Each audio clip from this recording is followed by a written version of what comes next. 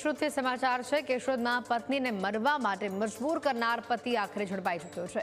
2 દિવસ પહેલા કેવદરા ગામે પરિણીતાએ આપઘાત કર્યો હતો। પતિના આડા સંબંધથી કંટાળી પત્નીએ આપઘાત કર્યો હતો। મૃતક પરિણીતાના ભાઈએ બંને વિરુદ્ધ ફરિયાદ નોંધાવતા દિવ્યેશ બારૈયાની ધરપકડ કરી લેવામાં આવી છે। દિવ્યેશને અન્ય સ્ત્રી સાથે પ્રેમ સંબંધ ન રાખવા પરિવાર સમજાવતા આ ઝઘડો થયો હતો અને આ બાબતે પતિ પત્ની વચ્ચે ઝઘડો થયો હતો અને જેમાં આ પ્રકારની ઘટના સામે આવી।